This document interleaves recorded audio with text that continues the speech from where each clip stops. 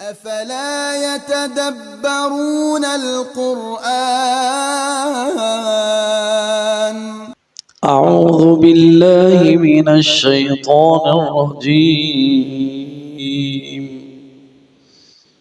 بسم الله الرحمن الرحيم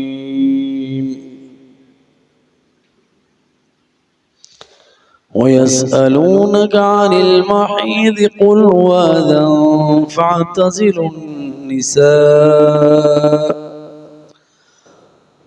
فاعتزلوا النساء في المحيض ولا تقربوهن حتى يطهرن فإذا تطهرن فأتوهن من حيث أمركم الله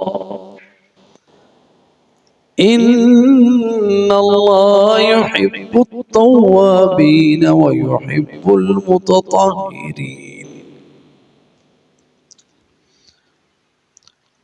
نساؤكم حرث لكم فأتوا حرثكم أنى شئتم وقدموا لأنفسكم واتقوا الله واعلموا أنكم ملاقوه وبشر المؤمنين ولا تجعلوا الله عرضة لأيمانكم أن تبروا وتتقوا وتصلحوا بين الناس والله سميع عليم. الفاظ کے معنی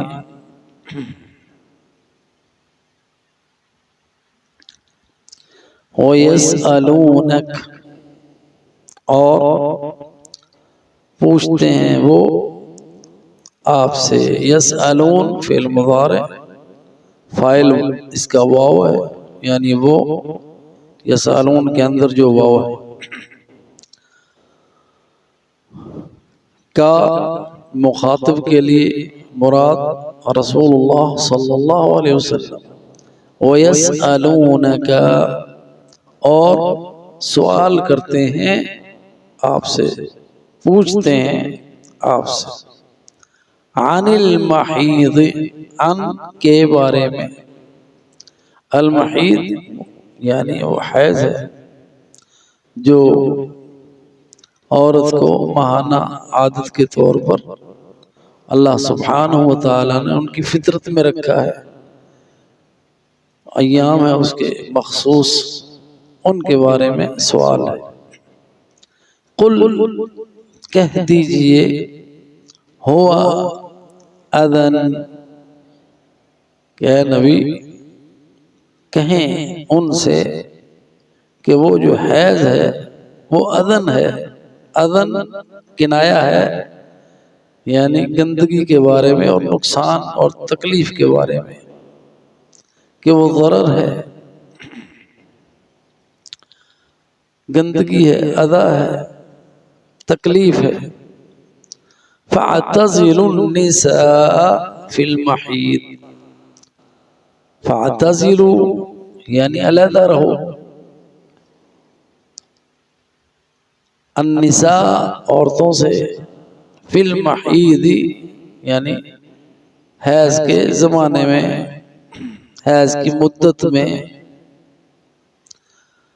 اور اعتزال جو ہے اس سے مراد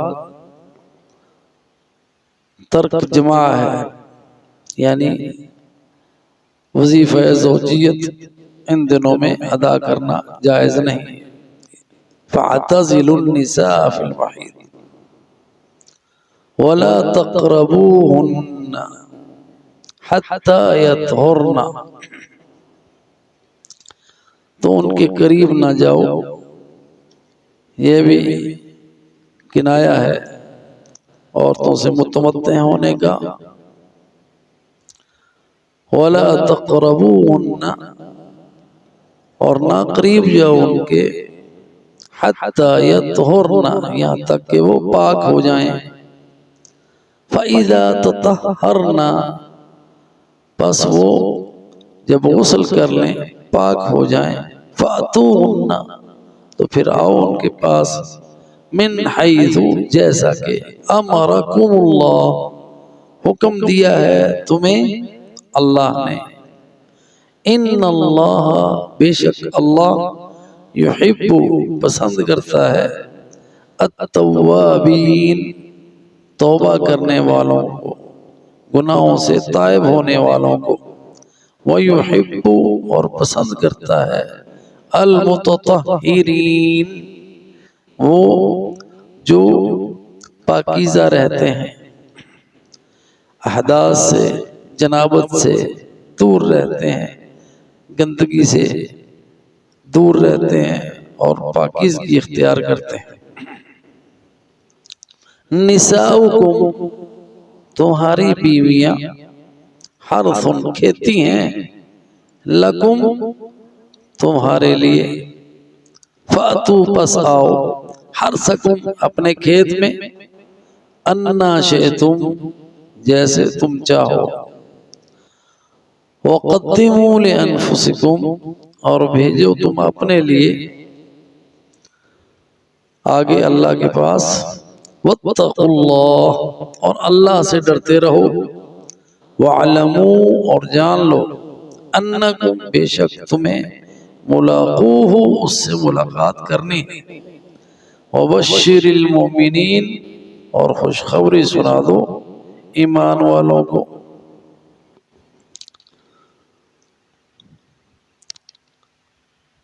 اب ان آیات کی تفسیر دیکھتے ہیں. وَيَسْأَلُونَكَ عَنِ الْمَحِيضِ یہ سوال ہے حیض کے بارے میں. اور جب صحابہ کرام کو کوئی اشکال ہوتا تو اس کی تفسیر کے لیے نبی صلی اللہ علیہ وسلم سے پوچھتے تو یہ مدینہ میں رہ رہے تھے صاحب تو وہاں پہ یہودی بھی تھے تو یہودیوں کا ایک خاص وطیرہ تھا عورتوں کے ساتھ حیض کے دنوں میں. تو وہ عورتوں کو بالکل علیحدہ کمروں میں رکھتے نہ ان کے ساتھ بیٹھتے نہ ان کے ساتھ کھانا کھاتے. تو وظیفہ زوجیت دور کی بات تو ان کو وہ بالکل ہی علیحدہ رکھتے. تو اس لیے صحابہ کرام نے بھی نبی صلی اللہ علیہ وسلم سے پوچھا کہ ہمیں ان دنوں میں کیا حکم ہے. ہاں جی کہ عورت جب حیض کی حالت میں ہو تو ہمیں کیا کرنا چاہیے.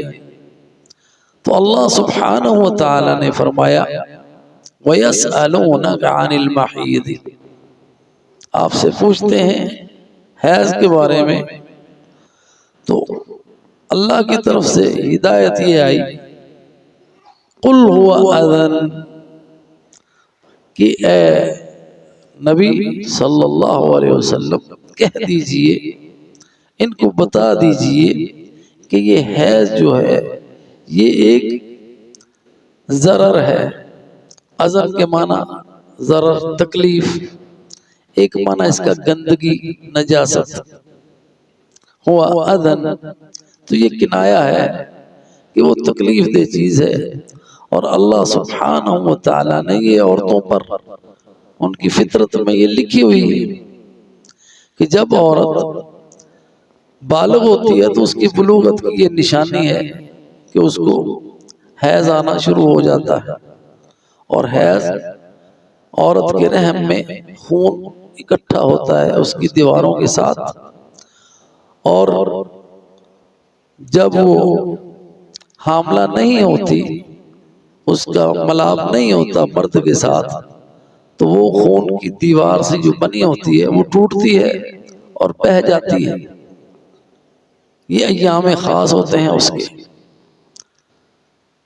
تو جب عورت حاملہ ہو جاتی ہے تو وہ پھر حیض کا خون نہیں آتا، وہی اس بچے کی گروتھ میں لگنا شروع ہو جاتا ہے جو پرورش پاتا ہے. اور یہ تب تک عورت کو ایام آتے رہتے ہیں جب تک وہ بچہ جننے کے قابل ہوتی ہے. پھر جب وہ سن جائز کو پہنچتی ہے، وہ عمر کہ جب وہ بچہ پیدا نہیں کر سکتی، مایوسی کی عمر، یعنی اب وہ حمل کے قابل نہیں رہی، تو پھر یہ حیض آنا بھی بند ہو جاتا ہے. تو خیر یہ سوال تھا ان کا نبی صلی اللہ علیہ وسلم سے. تو اللہ سبحانہ و تعالی نے فرمایا کہ یہ قل ہوا اذن، اور یہ اللہ تعالیٰ کی حکمت ہے کہ اللہ تعالیٰ نے اپنے بندوں کو ہر تکلیف اور نجاست سے دور رکھا ہے. تو اس میں بھی عورتوں کے سے دور رہنا یہ حکم آ گیا. فَاعْتَزِلُوا النِّسَاءَ فِي الْمَحِيضِ، یعنی حیض کی عورت حالت میں آپ نے عورتوں سے علیحدہ رہنا ہے. اعتزال جو ہے یہ کنایا ہے علیحدگی کا. علیحدگی یہ نہیں کہ آپ ان کے ساتھ بیٹھے اٹھے نہیں، بلکہ یہ میاں بیوی کی جو خاص تعلقات ہیں اس کی طرف یہ کنایا ہے کہ مجامت اور مباشرت نہیں کرنی آپ نے. باقی اس کے سوا ان کے ساتھ بیٹھ کر کھانا پینا یہ جائز ہے. اور نبی صلی اللہ علیہ وسلم، حضرت عائشہ فرماتی ہیں کہ وہ حیض کی حالت میں ہوتی تھی اور آپ صلی اللہ علیہ وسلم کے ساتھ بیٹھ کر کھانا کھاتے تھے. فَاعْتَزِلُوا النِّسَاءَ فِي الْمَحِيضِ، اور یہاں پہ محیض جو ہے نا اس مکان بھی ہے، یعنی جہاں سے حیض آتا ہے عورت کی، یعنی فرج، تو اس مکان سے علیحدہ. وَلَا تَقْرَبُوهُنَّ حَتَّى يَطْهُرْنَ، تو اللہ سبحانہ وتعالی نے یہاں پہ یہ جو تقربوهن ہے یہ بھی کنایا ہے، کیونکہ یہ ایسے معاملات ہیں جو صراحتاً کہنے سے اس میں ایک طرح کی یعنی گراوٹ ہوتی ہے. تو اللہ سبحانہ وتعالی پاک ہے، بلند ہے اور حیا والا ہے. تو ان معاملات کو جو میاں بیوی کے تعلقات ہیں اور اس کے خاص جو عمل ہے اس کے لیے کنایتاً لفظ استعمال کر رہا ہے. پہلے لفظ آیا فَاعْتَزِلُوا، یہ مجامت نہ کرنا. وَلَا تَقْرَبُوهُنَّ بھی وہی ہے کہ ان کے پاس نہ جاؤ، یعنی ان سے مجامت نہ کرو، ان سے مباشرت نہ کرو اپنی بیویوں سے. کب تک؟ حَتَّى يَطْهُرْنَ، یہاں تک کہ وہ پاک ہو جائیں. یہ پہلا جو یطہرنا ہے نا یہ کہ انقطاع الدم ہے، یعنی کہ وہ حیض کا خون آنا جب تک بند نہیں ہو جاتا. اور اس کے ساتھ ہی فرمایا فَإِذَا تَطَهَّرْنَ، بس جب وہ پاک ہو جائیں. تو یہ دوسری پاکیزگی ہے. ایک پاکیزگی دو شرطیں ہیں، ایک یہ کہ حیض کا خون بند ہو جائے، دوسری یہ کہ وہ غسل کر لیں. اس کے بعد آپ میاں بیوی کے تعلقات رکھ سکتے ہیں، ان سے مباشرت وغیرہ کر سکتے ہیں. اس لیے ساتھ ہی فرمایا فَأْتُوهُنَّ، پھر جب وہ پاک ہو جائے غسل کر لیں پھر آؤ ان کے پاس. اور فَأْتُوهُنَّ مِنْ حَيْثُ أَمَرَكُمُ اللَّهُ، جب غسل کر لیا پھر اللہ سبحانہ وتعالی کی طرف سے اجازت آ گئی کہ آؤ جیسے اللہ نے تمہیں حکم دیا ہے. یہ انسانی فطرت ہے. اور نکاح جو ہے نبی صلی اللہ علیہ وسلم کی سنت ہے. تو یہ اب فاتوہن یعنی ان سے نکاح کرو. نکاح جو ہے یہ بھی کنایا ہے. ایک دوسرے میں شاخیں جو ہیں جب گھنی ہوتی ہیں درختوں کی اور ایک دوسرے میں داخل ہو جاتی ہیں، ان کو نکاح کہتے ہیں۔ تو یہ بھی میاں بیوی کے ملنے کا ایک کنایا ہے۔ فَأْتُوهُنَّ مِنْ حَيْثُ أَمَرَكُمُ اللَّهُ، تو پھر آؤ جیسے کہ اللہ تعالیٰ نے تمہیں حکم دیا ہے۔ امرکم اللہ، تو یہاں بھی کہ اپنی کھیتی میں آنا ہے جیسے اللہ نے حکم دیا ہے، اور کھیتی سے مراد وہ جہاں سے فصل حاصل ہوتی ہے، اور فصل جو ہے مرد کی وہ اس کی اولاد ہے۔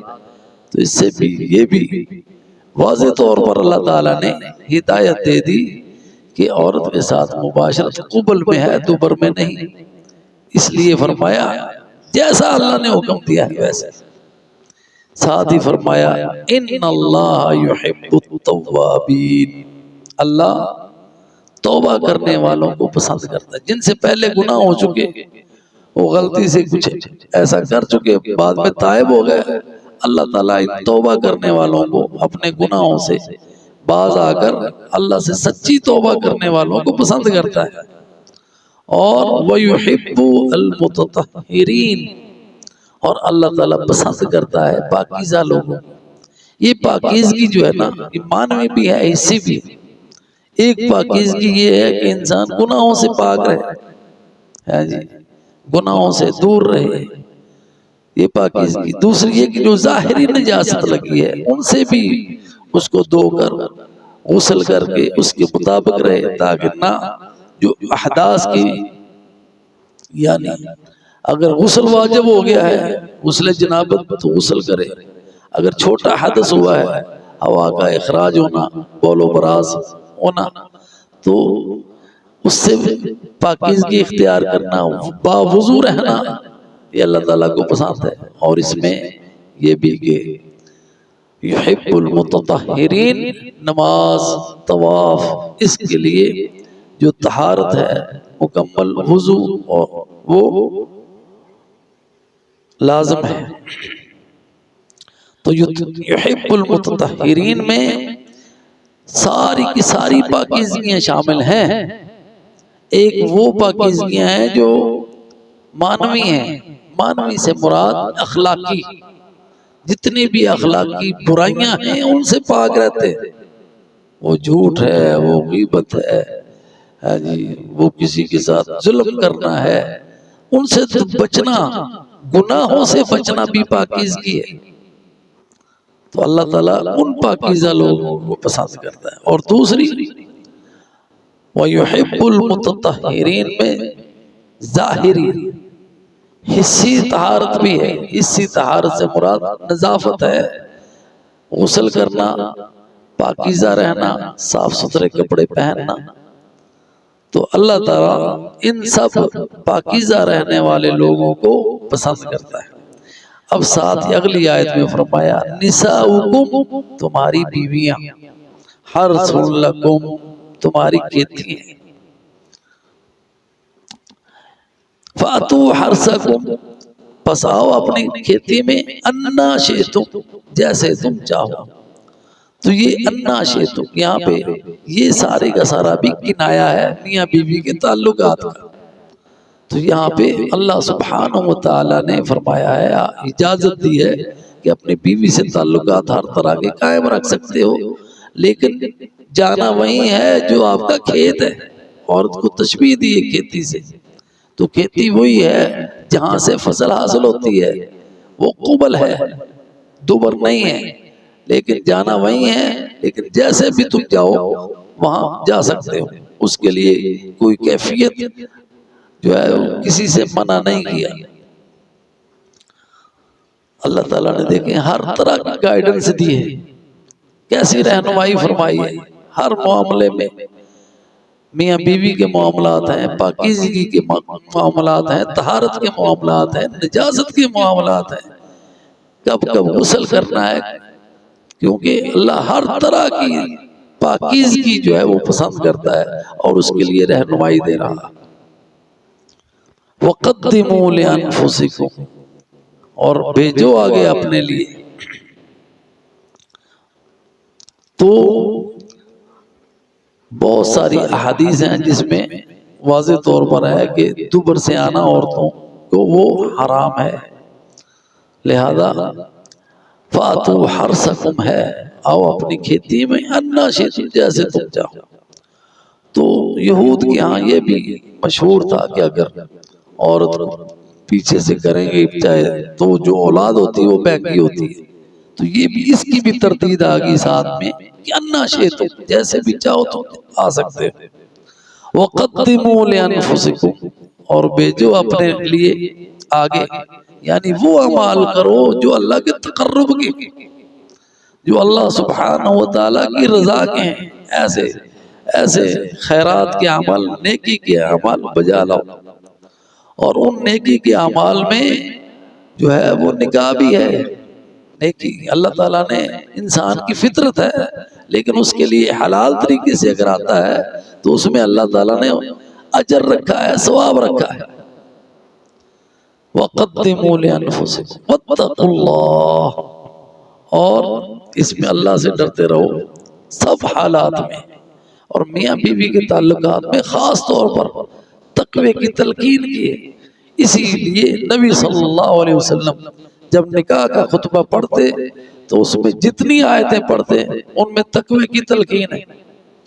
یا ایھا الناس اتقوا ربکم یا ایھا الذین آمنوا اتقوا اللہ حق تقاتہ، تو وہ تقوی ہے جو انسان کو ہر طرح کے ظلم سے باز رکھتا ہے، کہ وہ عورت جو تمہارے نکاح میں ہے ان کے ساتھ حسن مباشرت رکھنی ہے، ان کے ساتھ اچھے تعلقات رکھنے ہیں۔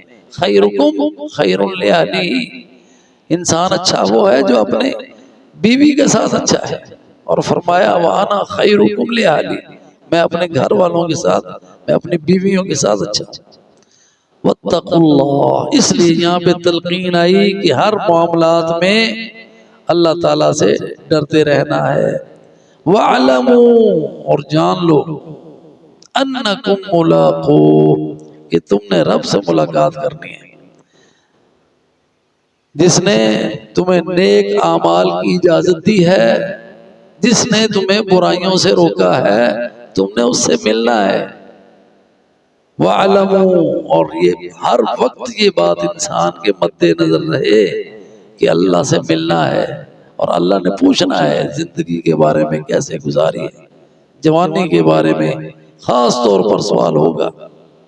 اور ان حالات میں جب یہ ملاقات ہے اللہ تعالیٰ سے، وَبَشِّرِ الْمُؤْمِنِينَ، تو خوشخبری ہے مومنوں کے لیے جو دنیا کی زندگی میں جنہوں نے اللہ سبحانہ وتعالی کے احکامات کو مد نظر رکھا، اس کے مطابق زندگی گزاری، اللہ سے ڈرتے رہے، گناہوں سے بچتے رہے، اللہ سے ڈرتے رہے، اور اس کی رضا کی حصول کے لیے کوشش کرتے رہے، ان کو خوشخبری سنا دو۔ وَبَشِّرِ الْمُؤْمِنِينَ، ان کو خوشخبری سنا دو جو ایمان والے ہیں۔ اللہ تعالیٰ سے دعا ہے کہ اللہ سبحانہ وتعالی ہمیں ان لوگوں میں کرے جو خوشخبریاں پائیں گے اپنے رب سے اس وقت جب اللہ سے ملاقات ہوگی، اور یہ ملاقات ان کے لیے خوشی کا باعث ہوگی۔ اس لیے یہ جو آیتیں ہیں نا، وَاعْلَمُوا أَنَّكُمْ مُلَاقُوهُ وَبَشِّرِ الْمُؤْمِنِينَ، یہ مومنوں کے اندر جذبہ پیدا کرتی ہیں نیکیوں میں آگے بڑھنے کا، کہ ہم یہ نیکیاں کر رہے ہیں نا، یہ ہم نے اپنے رب کے پاس لے کر جانی ہے۔ جب اللہ کے پاس جانا ہے، ملاقات ہے، تو نیکیاں لے کے جائیں گے، ایسے اعمال لے کے جانے گے جس سے ہمارا رب راضی ہوگا۔ تو یہ جو دن ہے نا، یہ نیکیوں کے دن ہے۔ یہ جو دن ہے جس میں ہم گزر رہے ہیں، یہ وہ موسم ہے نیکیوں کا۔ سارے سال میں جو سب سے زیادہ پسندیدہ نیکیاں ہیں نا، وہ ان دنوں میں ہیں، اور اس کی خبر اللہ کے رسول نے دی ہے۔ فرمایا ما من ایام العمل الصالح فیہن احب الی من هذه الایام العشر، فرمایا سال میں جتنے بھی دن ہیں، سب سے زیادہ جو نیکیاں اللہ کو محبوب اور پسند ہیں وہ ان ایام میں ہیں، ان 10 دنوں میں۔ صحابہ نے تعجب اور حیرانگی سے پوچھا اللہ کے رسول کیا جہاد بھی جو ہے عام دنوں کا اس سے بھی؟ فرمایا ہاں، وَلَلْجِهَادُ فِي سَبِيلِ اللَّهِ، باقی دنوں کا جہاد بھی ان دنوں کے نیکیوں کو نہیں پہنچ سکتا۔ إِلَّا رَجُلٌ خَرَجَ بِمَالِهِ وَنَفْسِهِ وَلَمْ يَرْجَعْ مِنْ ذَلِكَ بِشَيْءٍ، سوائے اس شخص کے جو اپنا مال اور جان لے کر اللہ کی راہ میں نکلتا ہے اور اپنی جان بھی نچھاور کر دیتا ہے اور مال بھی اللہ کی راہ میں خرچ کر دیتا ہے، وہ ان دنوں کی نیکیوں کو پہنچ سکتا ہے۔ تو اللہ تعالیٰ سے دعا ہے فَاسْتَبِقُوا الْخَيْرَاتِ، اللہ کا حکم بھی ہے نیکیوں میں آگے بڑھو، اللہ میں نیکیوں میں آگے بڑھنے کی توفیق عطا فرمائے، آمین۔ وجزاکم اللہ خیرا، والسلام علیکم ورحمۃ اللہ۔